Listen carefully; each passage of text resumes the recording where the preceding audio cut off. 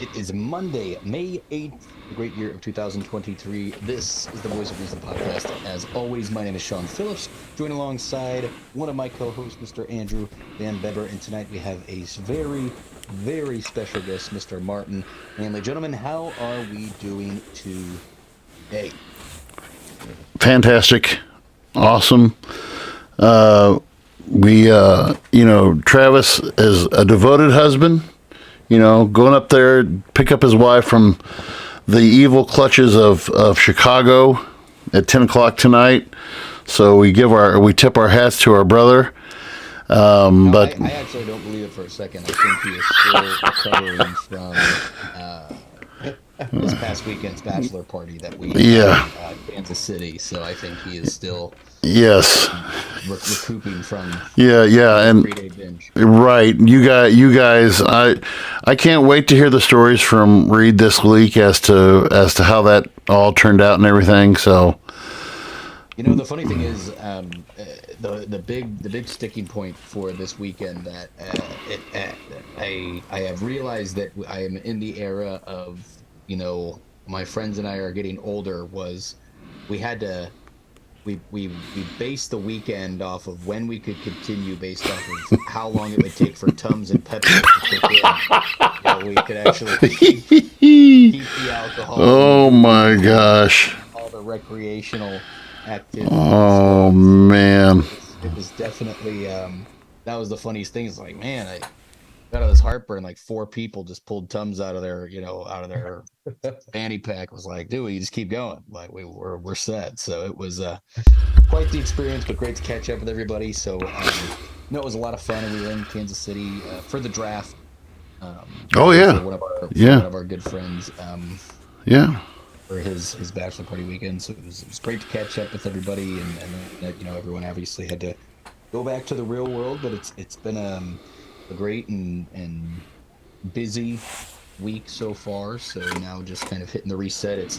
I'm actually one of these days this week, I think probably maybe tomorrow or Wednesday, I think the girls and I we might hop around at some of the different studios. I keep kicking myself because I have now passed 2 different studios while there were picketers that I would go on to find out a few hours later that some very cool people were there. We the other day we drove by Burbank and we were by Warner Brothers Studios, and it just so happened that's where Jason Sudeikis, aka Ted Lasso, was nice picketing, and I saw the group that he was in.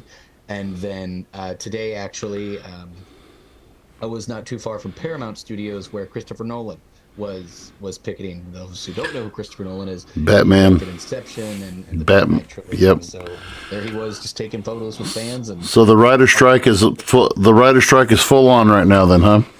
It is full on, and but it is actually interesting.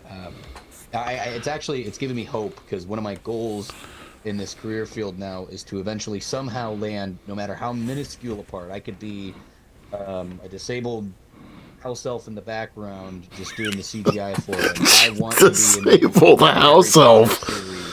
Oh man, yeah. They're not writing the show now because they can't. Gives me a little bit of a buffer. There you go. Before they go into development. So fingers crossed. Well, we do want to welcome Martin Hanley on, director of Pike Lincoln, for about another month till he moves on to bigger and better things to end out the old teaching career or the old administration career. Martin, why don't you give us a heads up as to what's on your plate now? Well, so June 30th is my day at Pike Lincoln. I had an opportunity to go back to the school that I started in education, Lewis and Clark Career Center down in St. Charles, and so it's in some ways it's almost going home. Because that's where this all started for me. But I'll be honest, man, this was a rough weekend. Friday was the last student recognition ceremonies at Pike Lincoln that I'll ever do. And counselor got up right before I was closing things off and, started talking about stuff. And I'm up there trying to talk with tears coming out of my eyes. So rough weekend, but man, I'm going to miss everybody, but thankfully I'm not moving, so I'm just going to be in the area, just commuting down to St. Charles. Awesome. Be going from, school of about 300 to school of a little over 500, so almost doubling the size. Wow. Well, we wanted to have you on tonight. Of course, tonight's topic is called, do you need a job? And the question, the answer, and we'll get more. Actually, Sean talking about the writer strike that'll actually maybe play in a little bit to what we're going to be looking at this evening. And before I forget, thank you to all. Welcome to our new subscribers from our Reels. That has been paying off for us. We had close to, we were over 1,000. We were over 1,000 views, closer to 2,000 views on our Reels this week. So thank you and welcome to our new subscribers to the Voice of Reason. But we wanted to talk about, so this all kind of started out of our discussion in our group chat this week. Travis sent us a clip from a Hispanic worker in Florida, and we'll talk a little bit about this new legislation that Ron DeSantis signed into law, I believe Friday. And what this new law will do is it's basically saying undocumented workers can no longer work in Florida, even though they pay taxes and all this other stuff. But we want to play this clip real quick of this young man. And for those who are listening on the non-visual side, we'll kind of give you a follow-up of what he said afterwards. But to our folks who are watching live and who are watching maybe later on Spotify, we'll talk about it anyway. So here's the clip that was played. El gobernador de Florida, DeSantis, está promoviendo una ley que trabajar sin papeles sea una felonía y que todas las compañías o empleadores tienen que utilizar el E-Verify. O sea, va a ser imposible a los que no tenemos papeles trabajar. O sea, básicamente imposible. No vamos a poder trabajar. Entonces me gustaría que, compa, mande unos 300 personas aquí de ojos blanquitos, ciudadanos, pues todos ciudadanos, que vengan a colgar chirroc, a hacer el frame, colgar los ductos, hacer electricidad, todo. Y que mande también ese montón de gente allá para el campo, a la agricultura. Van a cosechar a ver si es cierto que van a poder hacer el trabajo que hacemos nosotros, los inmigrantes en este país. Que ellos solitos quieren ir a la quiebra. No sé qué tienen en la cabeza. So, the thing that the young man brought out there, and there's going to be a lot of, we're going to be jumping from thing to, just to give you guys an idea of what this law is. It's basically done to, it's a political move on Ron DeSantis's part. To basically, they believe that within the next few weeks he's going to be announcing his run for the presidency, and this is to go basically to counter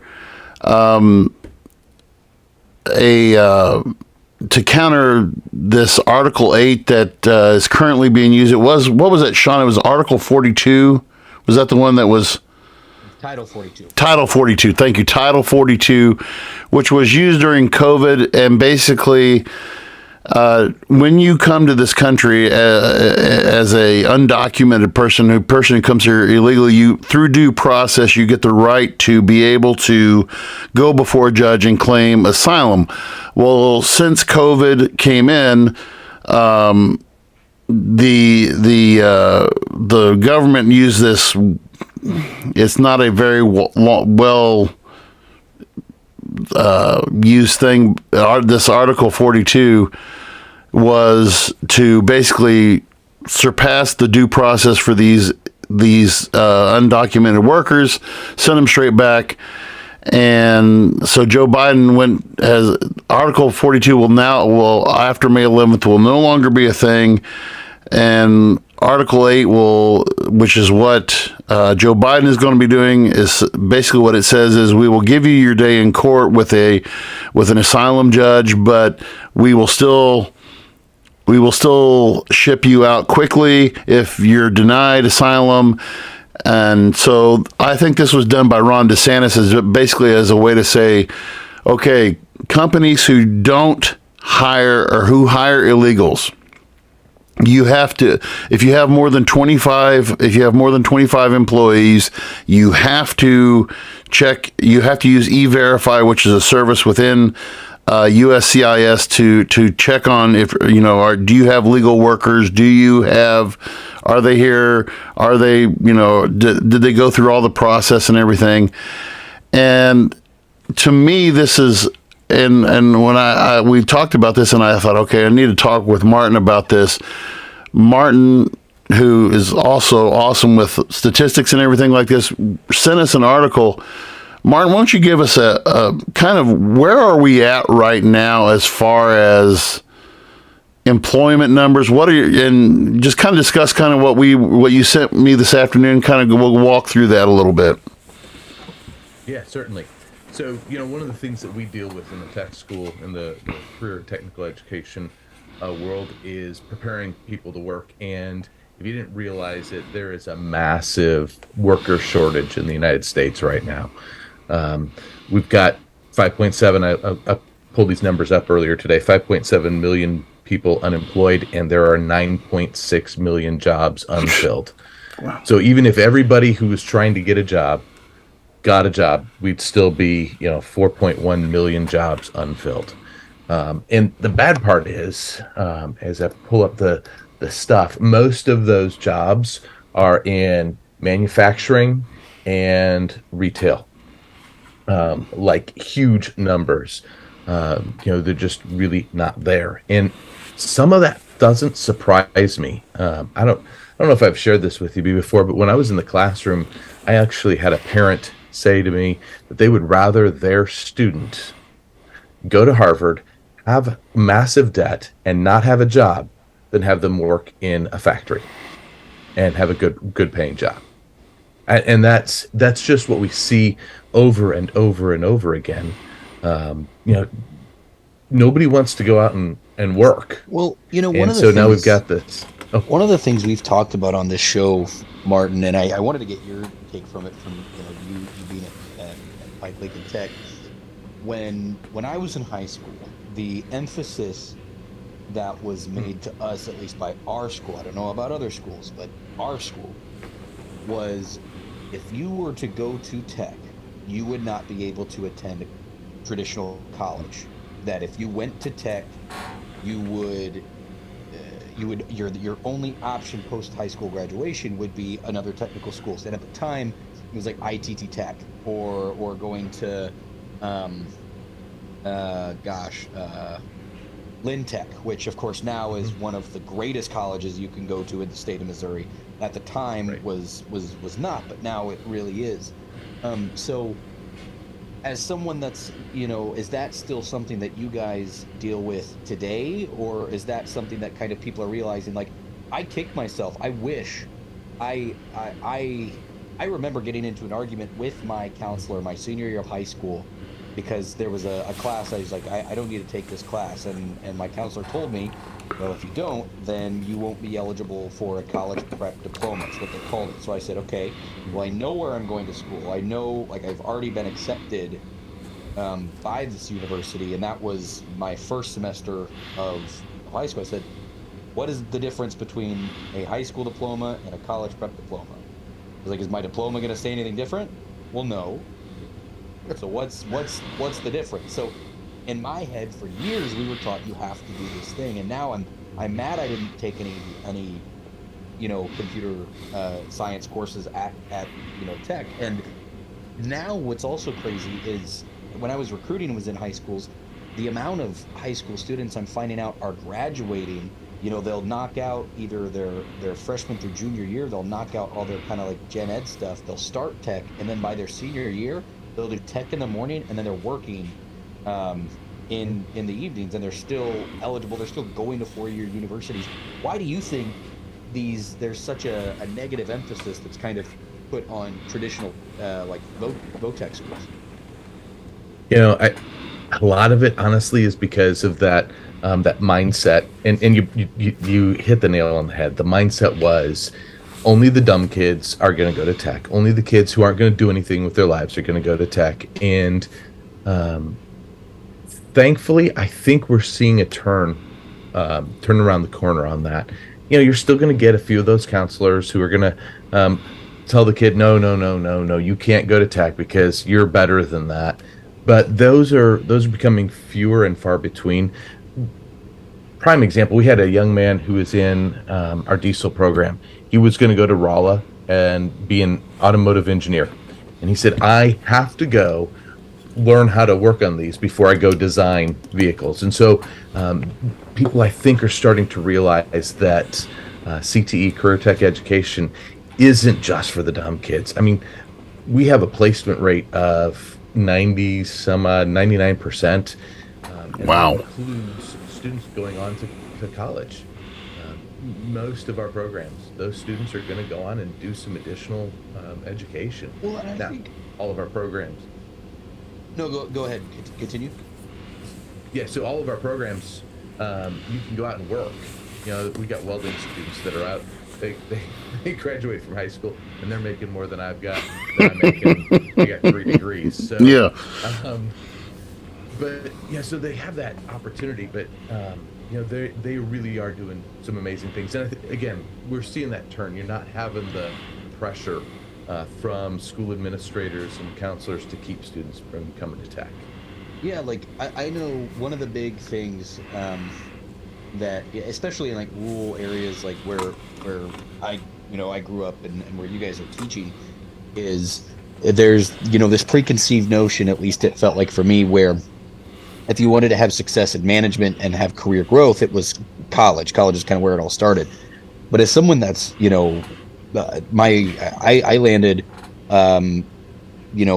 top level management positions without a degree, and we've come to find experience, and it does also depend on the field. But like one of my very, very close friends, who's a very good personal finance advisor, didn't get a degree in personal finance. He went originally to school to become a physical therapist. That changed into sports management, ended up getting involved in selling insurance, and now is a very successful personal finance. It's all about the experience. Mm-hmm. And I know for having friends that work in welding, that work in a ton of people work in like concrete and different trades like that, where the first couple years of your career you might start out doing manual labor, but so many of these jobs you evolve into management positions, like it, so and you do so without the debt, you do so without you skip the 4 years that it might be. Like I remember like what my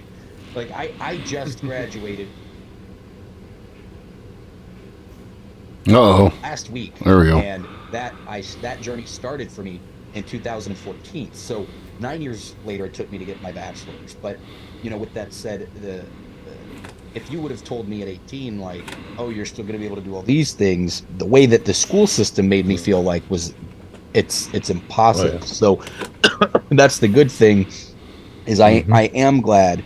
At least I feel like when I was recruiting, there was a counselor, and she would there were tons of kids that she would push to tech, and not just kids that you think like, oh, just go weld because that's all you're good for. She would say like, look, I know she was very good at kind of measuring, like, you work with your hands, you're a very hands-on person. I know students last year that are starting out traveling making $70,000 a year. Like, go do that. That if right. That's what you're looking for. Like, I even had a good friend of mine. We were a lot closer in high school than we are now, but he was on the I want to do business kind of path, was like his plan, and he actually operates cranes now for barges on the Mississippi and makes a great living. So I know who you're talking about too. There's a ton of different opportunities that we just don't.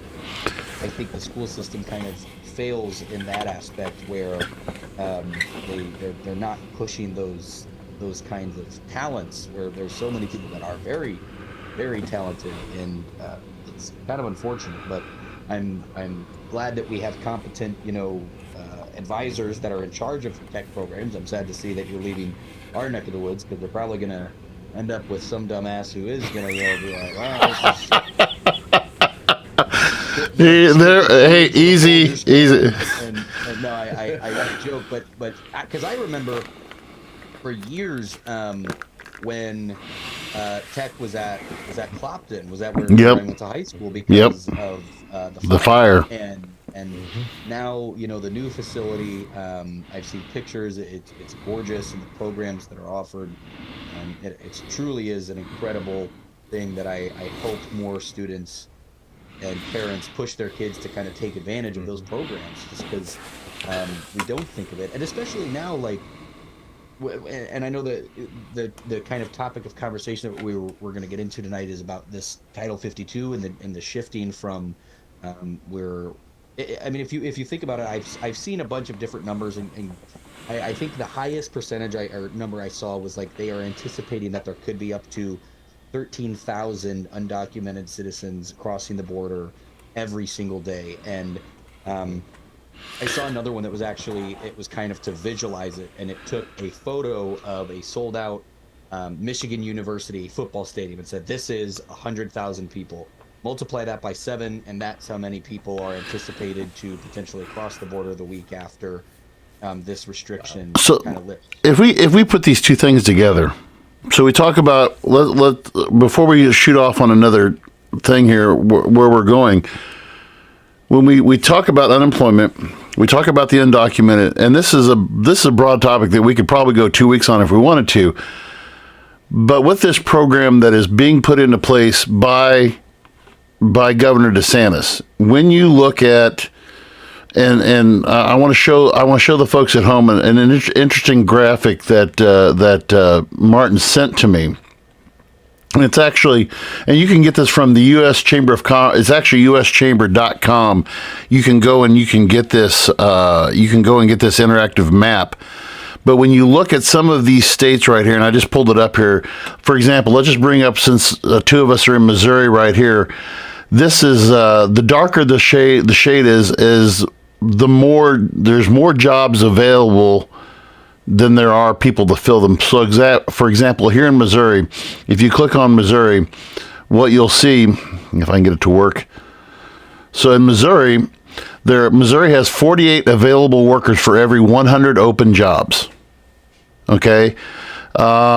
When you look at, let's mention Florida. So Florida, where they're going to, and this, Martin and I were talking, you said this was this was operating on March numbers. Is that what you said May? Yeah. Okay. And so. Yeah, it's using the U.S. Bureau of Labor Statistics from the March 2023 data. So right now, Florida has 57 available workers for every 100 open jobs. And if we go back to that, if we were to go back to that clip of that young man who was the Hispanic who was talking about, you know, he made a point in that video where he said, okay, so you're going to make it a felony. You're going to make it a felony to hire undocumented workers, even though we're paying taxes, we're doing what we're supposed to be doing, we're going through the process. These are guys who, yes, you know, and they're saying we're going through the process, we're getting our visas or green cards, all this stuff. And he said, if they don't hire us, and they're on the job site, and you see, for those of you who are listening on Spotify, the video is of a young Hispanic man. There's a group of workers out there ready to go to work, and the foreman is a white foreman standing out there, and he's not. They're just kind of standing there, kind of a stare down. He's like, find me 300 white men who will come down here and work and do this iron work and hang these electrical ducts. And what's going to happen? And then he goes in. He said, "Tell me who's going to go to all these farms and harvest the crop." You know, and he brings up a great point, and this is where our two areas come together here. You know, especially in Florida, that number, I'm sure they probably release these numbers quarterly, and when we look at I'm going to be surprised to see what it looks like in June when they release the next quarter, and they're not June, it would be whenever it'll be, but June or July they'll release the numbers, and we'll see. Okay, now that number went from 56 to probably even less people who are willing to work these jobs. I mean, is this going to create? Are we going to see more of a crisis in these areas? Because, Martin, do you think? I mean, because people just aren't going to work, or what are we going to see as a trickle down effect from this? I personally think that we will see a greater unemployment, greater need of jobs, mainly because a lot of these jobs that we're talking about are jobs that people don't want to do. It gets back to that. I want debt rather than working in a factory. You don't see a lot of people that look like me wanting to go out and work really hard, and that's a sad state of affairs. I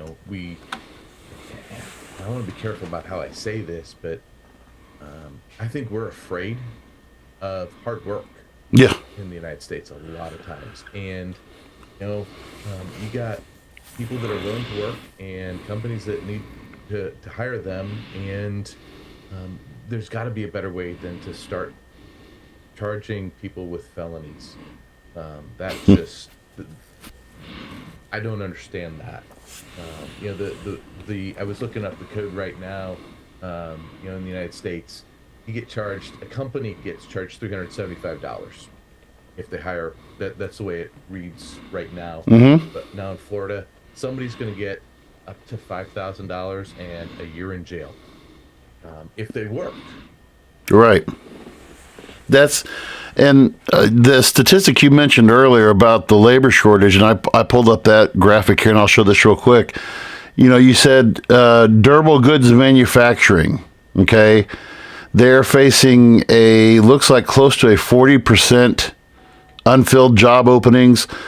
The ones who are, surprisingly enough, the number of unfilled jobs who's not going hungry is the wholesale and retail, which kind of surprises me. Wholesale and retail trade are almost at 80% filled. Financial services are they're missing about 40%. Professional and business services are really hurting. Leisure and hospitality really hurting. And these are I'm surprised that, it's almost like people are settling, I'll just go and I'll punch the,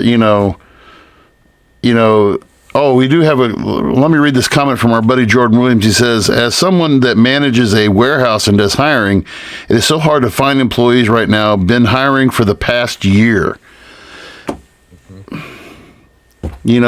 And I was reading that article too, and they said the one area that has got an abundance of workers and actually they're hiring younger guys is construction, and that kind of surprises me. But the housing boom right now, they're employing so many.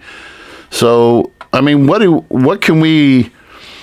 Is it, Sean? I don't know what your thoughts are on this. Do you think that this is because? It goes back to what Martin says. Is it just that people are afraid of hard work, or what's your thoughts on this? I think there's a healthy mix of a lot of different things.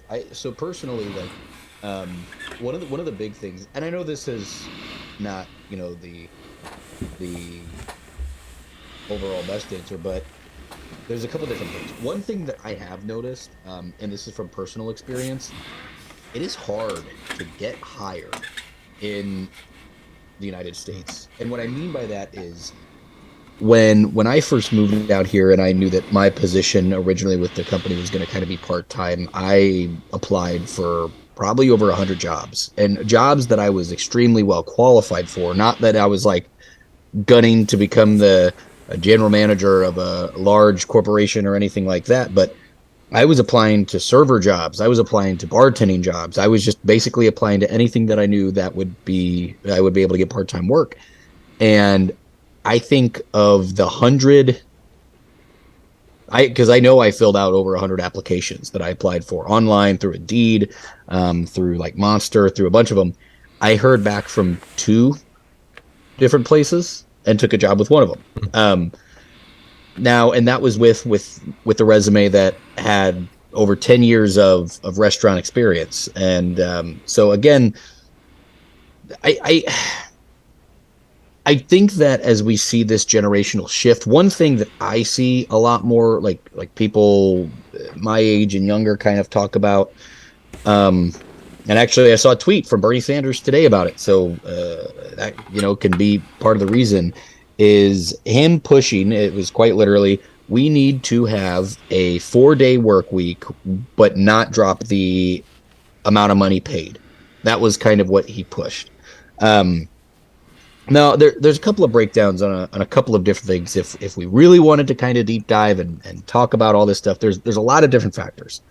One, I know that for some people, it is very difficult to say, I am going to work 40 hours a week at a job, whether it be retail, whether it be fast food, whether it be any job whatsoever that people are not able to be hired.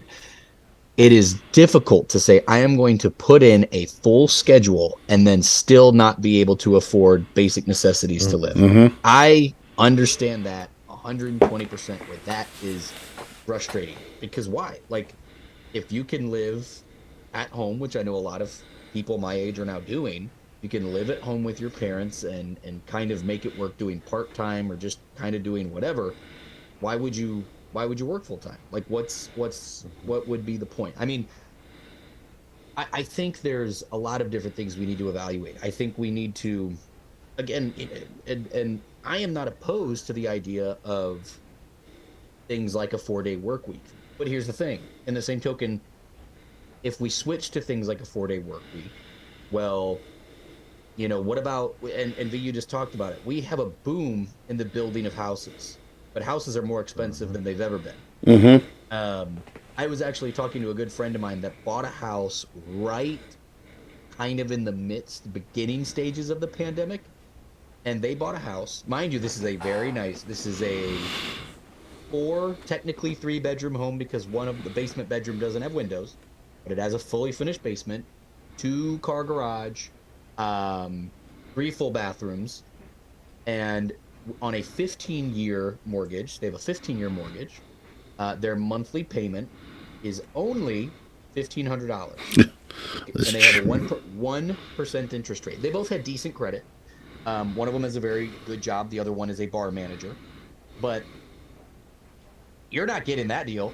You're not getting that deal right now, anywhere. And so,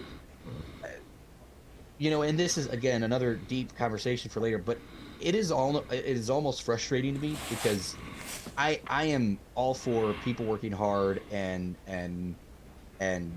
having the benefits of, being able to provide, like, once you provide. So, but the amount of young people, and I don't want to put my foot in my mouth, the amount of young people that I know that, for better or worse, have been blessed by their parents, whether it be through inheritance, but whether it was, they don't have college payments, like they don't have college debt repayments, so they kind of had college paid for them.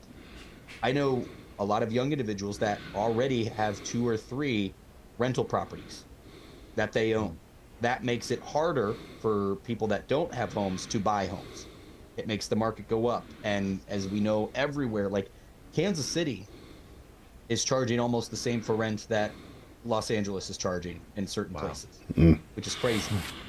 We have more developments going up than we ever have of new, and the crazy thing is, like, no one's, like, they built, I'm not making this up, they have built a brand new luxurious apartment complex just a couple blocks from where I live, and the starting point for a studio is over $6,000. Wow. For a month. Wow. For a studio apartment. Wow. But get this, on their website, I can pull up a portal and I can kind of see almost, I think there might be 2 units have tenants in them right now. And yet across the street, they're building another one. Like, this is all over. This isn't just Los Angeles. This is everywhere.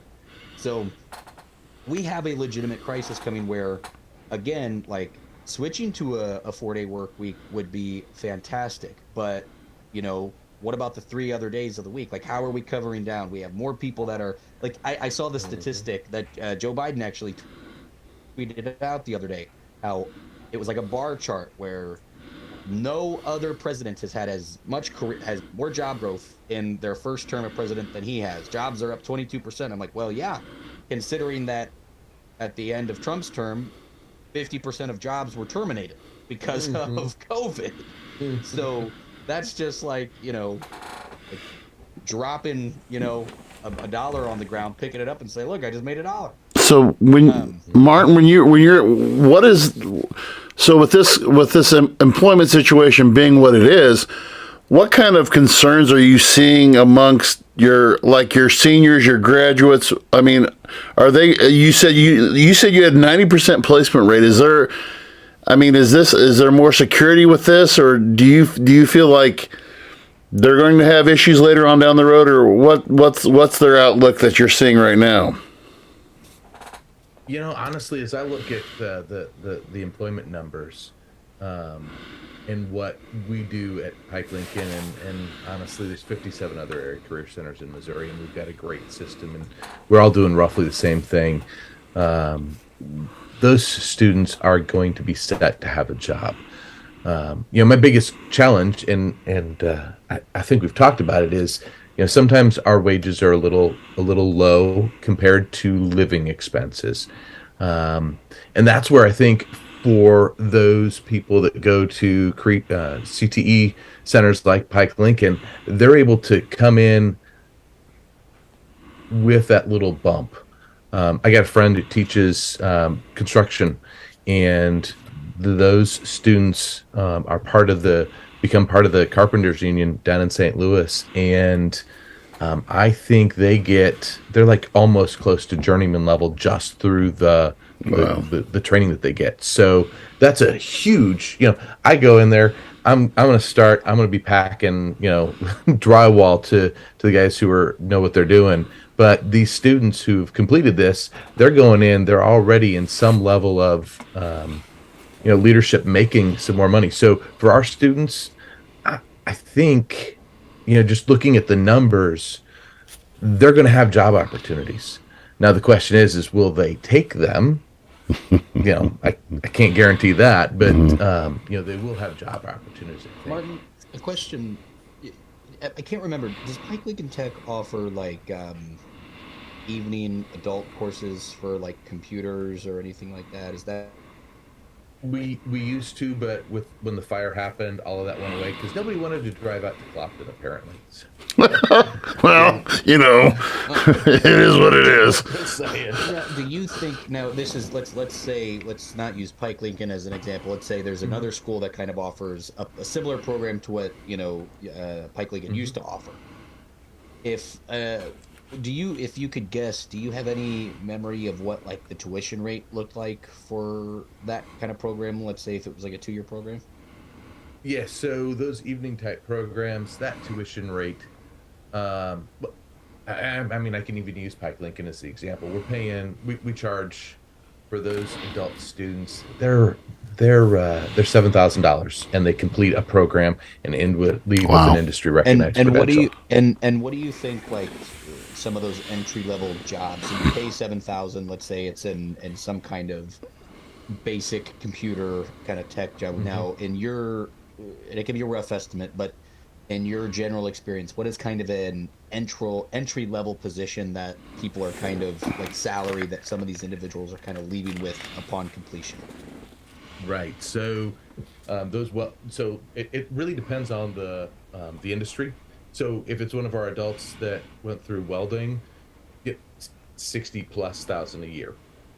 If it's the computer stuff, they're 45, 50 a year, 50,000 a year. So it's a great return on investment. You pay 7,000 a year, and you think a lot of those jobs too are coming with a benefit. Those are kind of full-time jobs, and I mean, I wouldn't say it's necessarily the easiest thing. It might not be the most glamorous thing, but if you were to stay, it's not out of the realm of expectation to kind of live in an area. You could live in a Eolia, you could live in a Clarksville, you could live in a Silex, and make the commute to a place like St. Charles, Wentzville, Troy, maybe even, or St. Louis, on that kind of salary and live comfortably, easily. Kind of back home. And that's at an entry level position. I remember there's a really cool program that I only know of because I when I worked at a nightclub in St. Louis, we had a barback who did,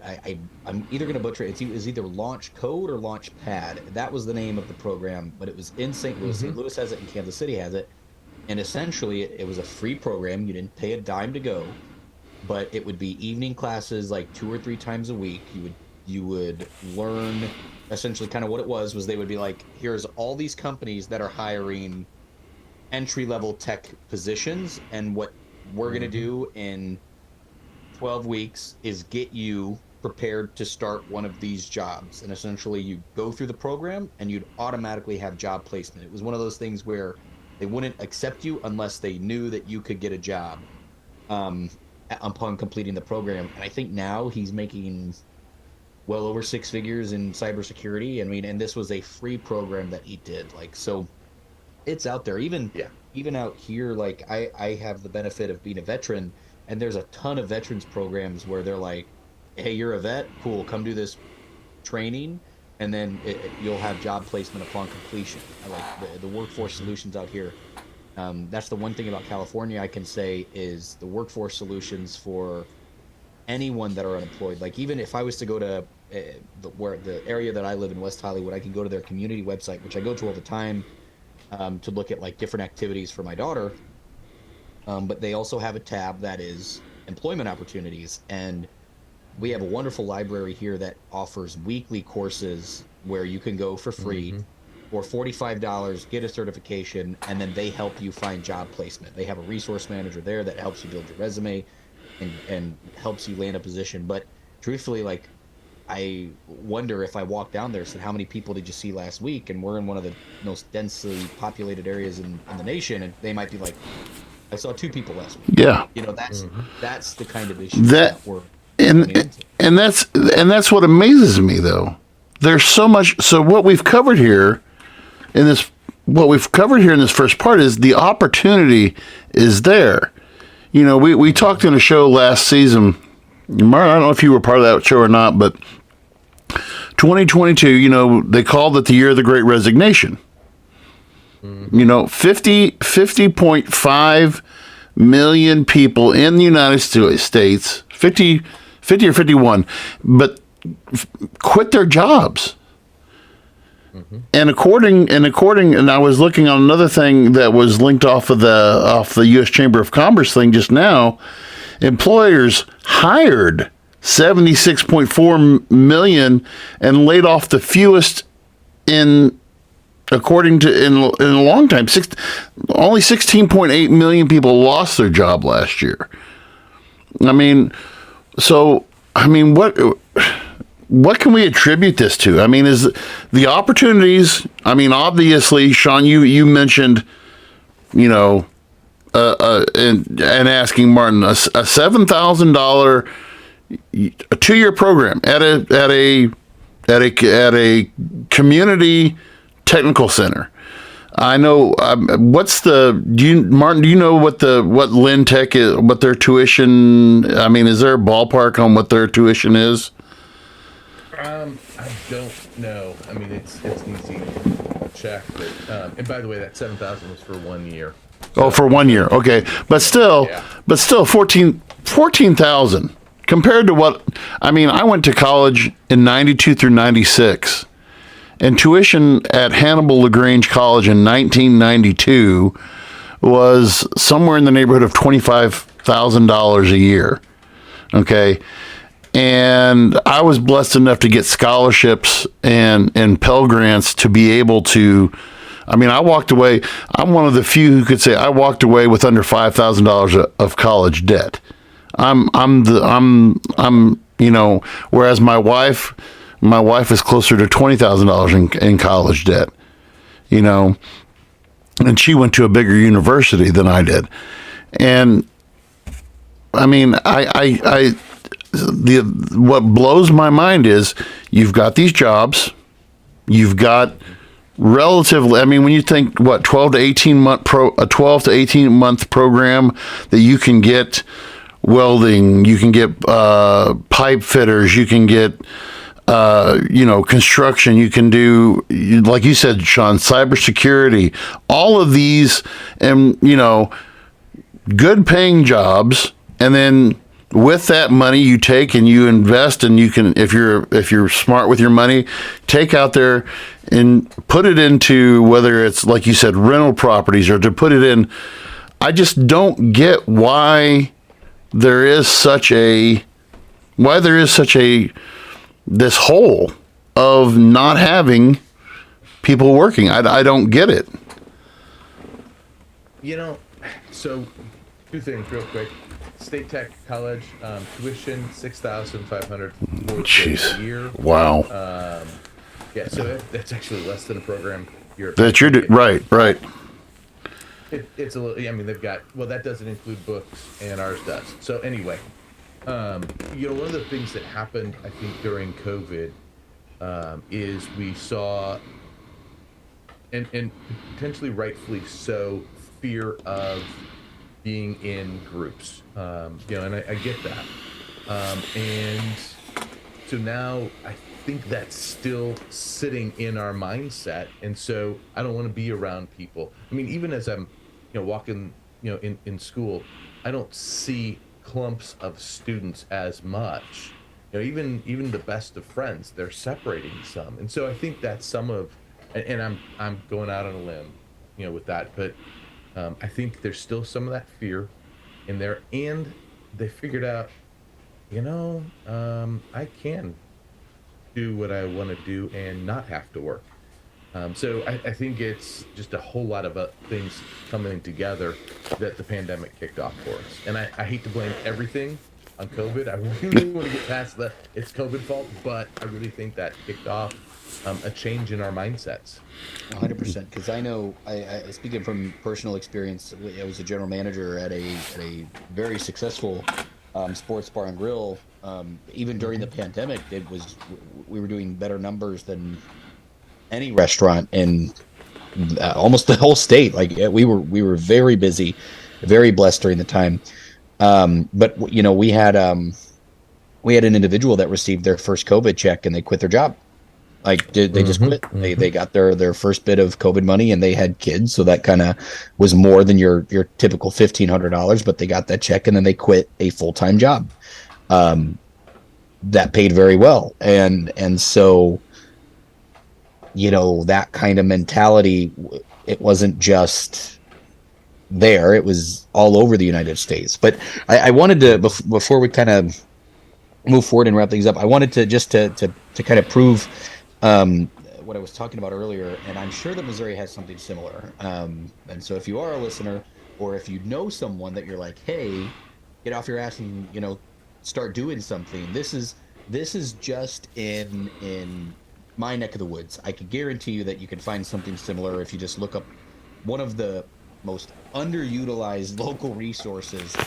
It's super easy to just Google, look up, type in near me free job placement training, and I promise you there is a ton of resources you can find. But this is jvssocial.org, so this is local West Hollywood residents.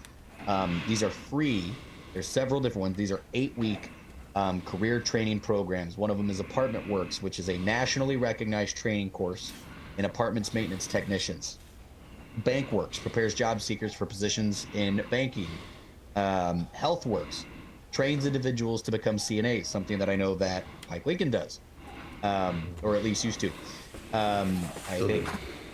Career Works Medical partners participants for non-clinical positions within the healthcare industry. So the cool thing is all of these, upon completion of your program, the company sticks with you until you land a job. And that's free. That is free. That is a free resource. And there's, even on this tab, there's a whole tab that's for veterans. I mean, and the list that I had was any Joe Schmo. Any one of us could walk there tomorrow and say, hey, I'd love to enroll in the BankWorks program. And then upon their next open date, you could enroll, begin it. Yeah. So, I mean, there are tons of different opportunities that you have, even just looking up Missouri, there's a bunch of different mentored ones. So if I go to missouri.gov/work/training, it pulls up automatically Missouri Career Centers, and then the readiness certificate that will verify you. And these are 3 different opportunities. There's a ton of certification courses. Some of these I've actually done. That's ironic. But yeah, and those centers are everywhere. All over the place. I mean, they're everywhere. Yeah, no, you're good. You're good. I just feel like, they're extremely underutilized, and I'm not guaranteeing this for anybody, but I know that a lot of these programs too, not all of them, but some of them, if you, the worst thing you can do is ask. Sometimes they help with your utilities, they help with your rent, they help with your mortgage while you're doing this career training, because they know, like, if they invest in you, what do? You get a job, you pay your taxes back, you typically might get back in the program, yeah, and you're connected, and so it'd be nice. I don't think programs like this are talked about enough. No, but they exist, and they are extremely beneficial. And I don't know when that switch is going to come. Where, I mean, V, you're the history buff. How long after, like, the Great Depression, like, when did the turnaround for, like, the industrial spike for jobs kind of really, how long did it take after the Great Depression? So when you look at there's a couple of obvious extenuating circumstances that occurred because there was not a true demand for goods during the Depression, because even though Roosevelt was stimulating money into the economy through the New Deal, people still were not spending their money. They were sitting on it. When 1941 occurred in the bombing of Pearl Harbor, there was a true demand needed for goods. And so that created a boom in industry. The boys went off to war. The women stepped into the jobs. Now, after the war was over, you had a brief period in 1945 when the guys came back home, and there was job shortages and stuff like that. But at the same time, to meet that need, you saw the U.S. GI Bill come out, which you're familiar with, of course. And the GI Bill then started paying veterans to get job training and to go back in. By the 1950s, we were rolling. I mean, we saw the beginning of suburban growth. We saw people moving out of the cities. We saw new housing construction, and with new housing construction led to building of Eisenhower was elected in goodness gracious, I'm going blank right now. 52. So Eisenhower was elected in 52, and so then he started the interstate program with the production of interstates. Then we saw, all these new, you saw urban sprawl, you saw the strip malls, the shopping malls, all that came up.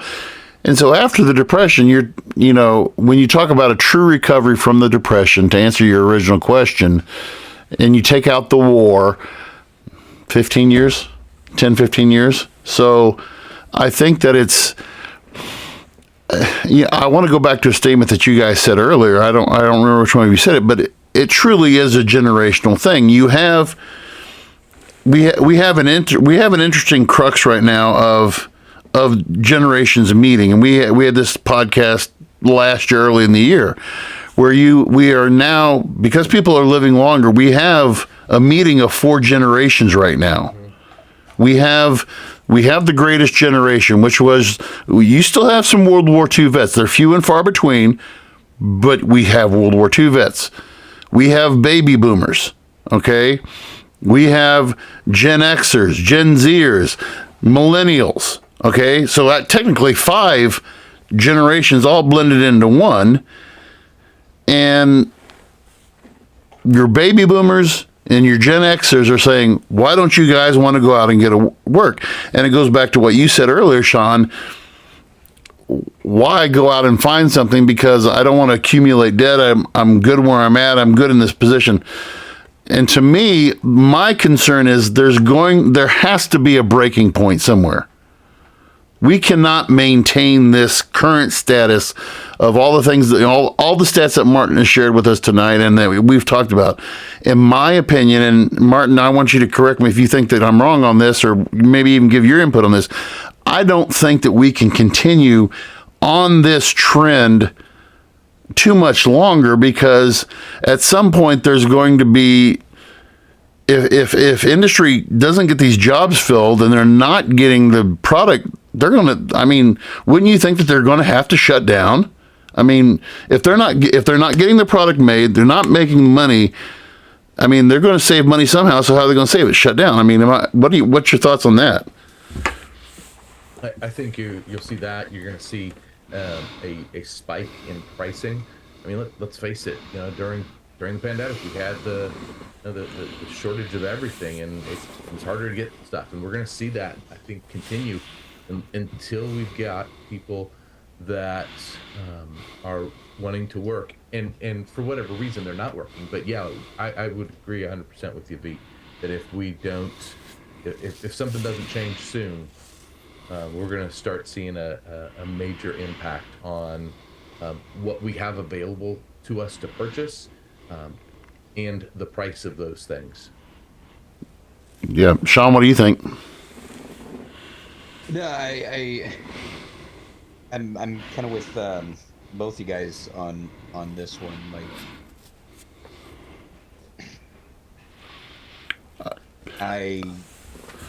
I feel like there's a lot that, you know, the other factors that we have coming in, especially like, again, small things we kind of talked about throughout the episode. I genuinely do think that we're going to see a pretty big impact in the next couple of weeks, months, and as the year goes by.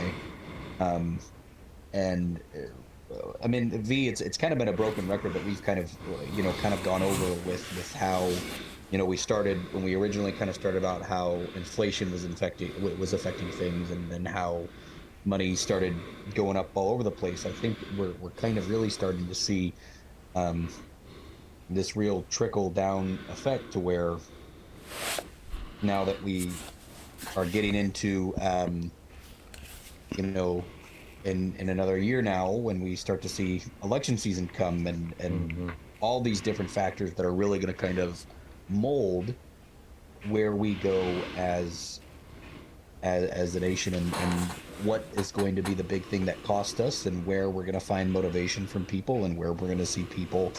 I am interested to genuinely kind of see where the intake comes up, because you look around, like, I just saw a thing, and I don't know if it just because their commercials weren't as catchy as they thought, but by the end of this year, Burger King plans to close, I think it was 400 or 500 locations across the United States. Wow. You know, wow, which is huge.